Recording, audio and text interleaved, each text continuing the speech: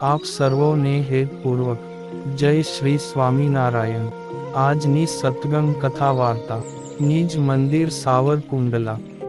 પવિત્ર માઘ માસ વિશેષ। આજે આપણે સત્સંગ કથા વાર્તા અંતર્ગત શ્રી વેદરસ કથા સાંભળશું। મુમુક્ષુ રૂપ મચ્છનો સ્ત્રીને યોગે કરીને થતો નાશ। હે પરમહંસો, જેમ ભીમર જાળે કરીને મહાસમુદ્ર માંગથી મચ્છને કાઢી લે છે, તેમ એ સ્ત્રી મહાસમુદ્ર રૂપ જે સંત સમાજ, તેથી જો કોઈ છેટે વર્તે તો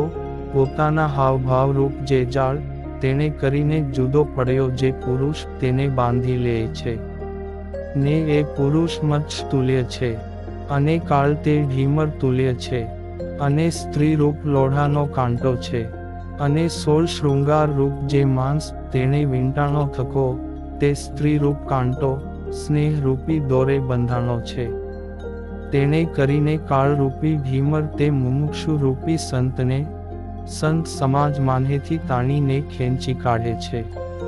અને સ્ત્રીની તૃષ્ણા રૂપી શૂળીએ કરીને પુરુષને મારે છે।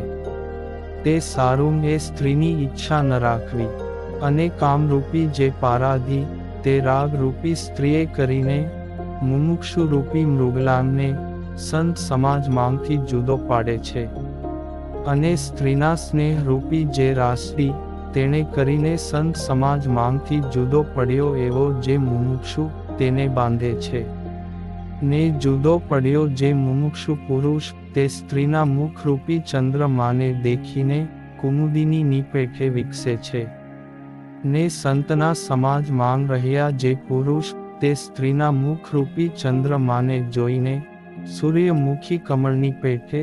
સંકોચને પામી જાય છે, અને જેમ નિર્બળ સર્પને ગારુડી રાફડા માંગથી કાઢીને મર્દન કરે છે, પણ મોટા સર્પને નથી કરતો,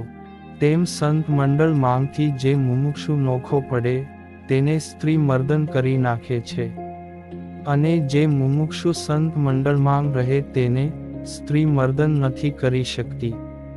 એ તો બળિયા સંત તુલ્ય છે, અને જે સંત મંડળથી જુદો પડી જાય છે તેને સ્ત્રી ભસ્મ કરી નાખે છે,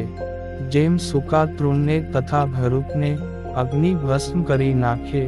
તેમ સંત મંડળથી જુદો પડ્યો જે મુમુક્ષુ તેને સ્ત્રીનો જો સ્પર્શ થાય તો મોક્ષરૂપી કોટો બળીને ભસ્મ થઈ જાય છે। માટે હે પરમહંસો, જેમ અંધારી રાત્રિને વિશે ઘુવડને પિશાચ રહે છે, તે જે કોઈ પુરુષને દેખે તેને મારે, તેમ સ્ત્રી રૂપ જે રાત્રિ તેને વિશે સ્નેહ રૂપ અંધારું છે, તે અંધારા માંગ જે મુમુક્ષુ સંત મંડળ માંગથી નોખો પડીને જાય તેને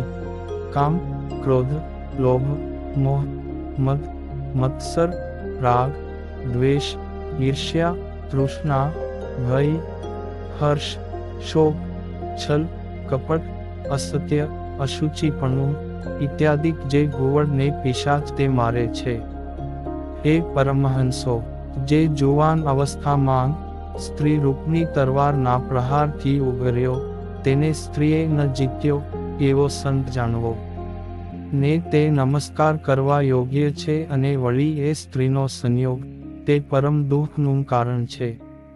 તે માટે સ્ત્રીની ઈચ્છા ન રાખવી। અને હવે પછીની કથા વાર્તા આપને આગળના ભાગમાં સાંભળશું। અત્યારે આપ સર્વોને ભાવથી જય શ્રી સ્વામિનારાયણ।